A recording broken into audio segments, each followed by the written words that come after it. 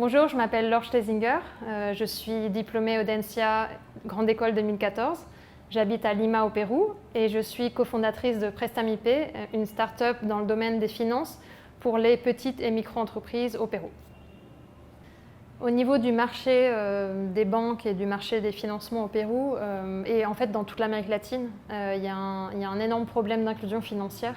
Il y a toute une partie de la population qui n'accède pas au crédit dans, disons, les banques traditionnelles.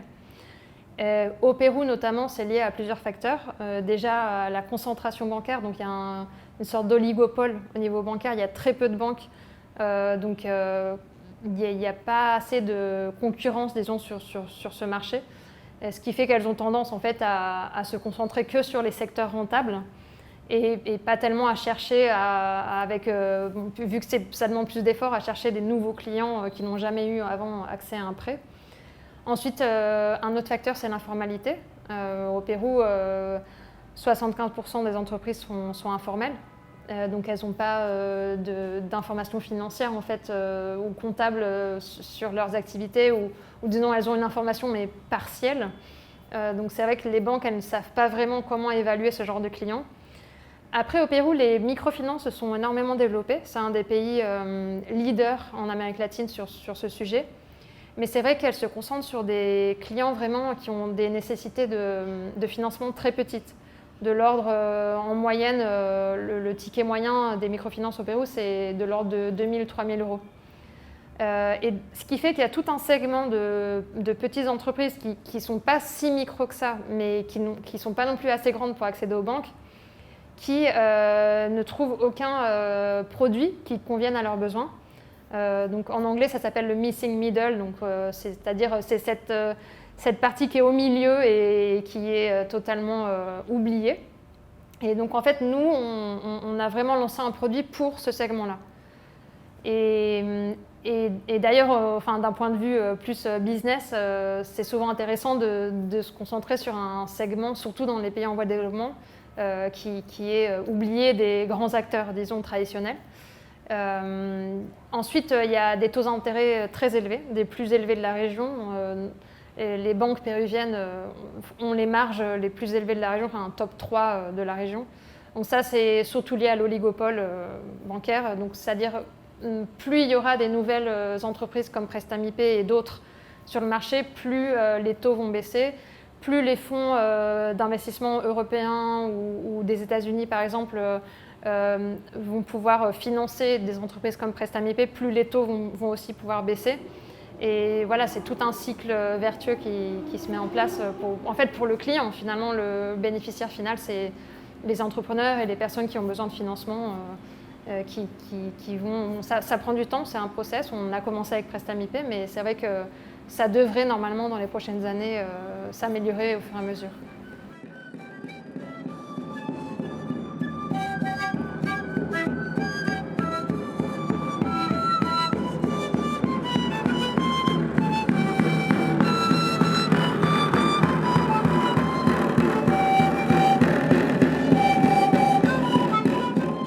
Avec mes cofondateurs, donc on a créé Prestamip avec cet objectif d'inclusion financière, c'est-à-dire de pouvoir apporter un accès au financement à ces micro et petits entrepreneurs péruviens à des taux plus avantageux et surtout plus rapidement qu'en passant par disons une banque traditionnelle.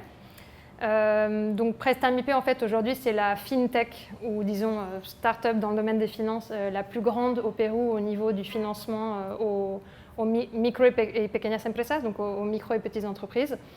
On a en fait au cours du temps on a développé un écosystème de produits financiers pour ces petits entrepreneurs.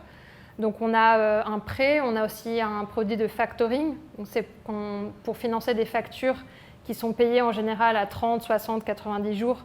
Et ça permet d'obtenir une liquidité immédiate. On a aussi une maison de change, puisqu'au Pérou, le dollar est très utilisé, par les entrepreneurs notamment. Et on a aussi un software qui permet de gérer tout ce qui est la facturation, ticket de caisse et gestion des ventes dans un magasin ou une petite bodega ou un petit restaurant, etc. Souvent, c'est des entreprises familiales, donc on a un impact pas seulement sur l'entrepreneur, sinon vraiment sur toute la famille. qui est autour de cette petite entreprise qu'on aide. Et donc ça permet d'avoir même entre plusieurs générations de familles de continuer, ces familles-là en fait progressent et sortent de la pauvreté, notamment à travers du financement. Donc pour vous donner des exemples d'entrepreneurs qu'on a pu aider, on a par exemple une entrepreneure femme qui a une petite épicerie et qui a pu en fait agrandir son local vu qu'elle avait beaucoup plus de demandes au fil des années.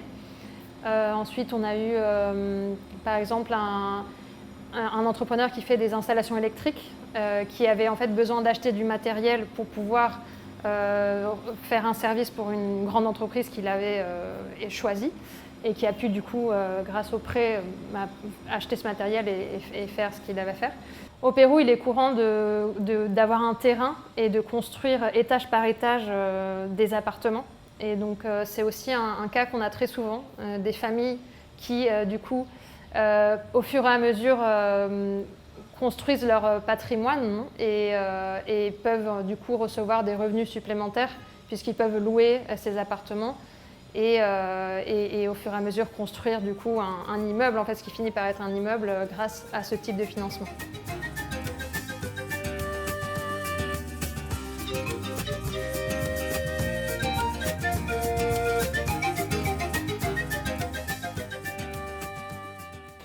Au sein de Prestamip, mon rôle a vraiment évolué au fil des années. Donc, la première année, on était juste les 3 fondateurs. Donc c'est vrai que là, c'était vraiment créer le produit, trouver le bon modèle économique, créer la marque, trouver nos premiers clients. Ça, c'est toujours le plus dur dans une start-up ou une entreprise. Créer tous les process. Il y a beaucoup de processus en fait, à définir et mettre en place pour la partie financière. Créer toute la méthodologie d'analyse de risque des crédits, etc. Ensuite, au fur et à mesure, j'ai évolué plus sur la partie de software, donc développer vraiment la partie technologique des produits en travaillant de façon très proche avec l'équipe de programmeurs et de designers de Prestamip. Et ensuite, disons que depuis l'année dernière, je suis plus sur la partie de levée de fonds. Donc autant la levée de fonds de capital, c'est-à-dire, là on passe principalement par des venture capital, qui sont des fonds qui investissent dans des startups, et la levée de fonds de dette, c'est-à-dire des lignes de crédit de fonds institutionnels comme la Banque interaméricaine de développement et puis d'autres fonds internationaux, qui nous permettent en fait de pouvoir nous-mêmes financer ces entrepreneurs et pouvoir financer dans tout le Pérou.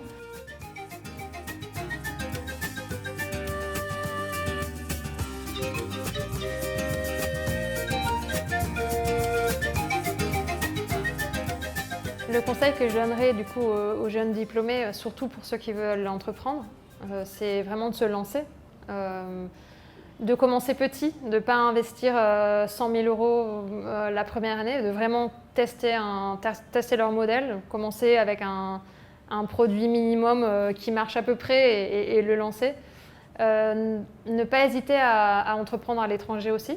Il y a énormément d'opportunités, surtout en Amérique latine, en Asie, en Afrique, où il y a encore beaucoup de vides et de nécessités qui sont encore auxquelles personne ne répond. Après, c'est vrai qu'il y a moins de financement, ça c'est un peu la contrepartie, mais en Amérique latine notamment, il y a vraiment un boom en ce moment des financements pour les startups et les entreprises innovantes, et notamment les entreprises avec de l'impact social ou environnemental. Donc ce qui était peut-être plus difficile il y a 5 ans quand j'ai créé Prestamip maintenant est vraiment en train de changer.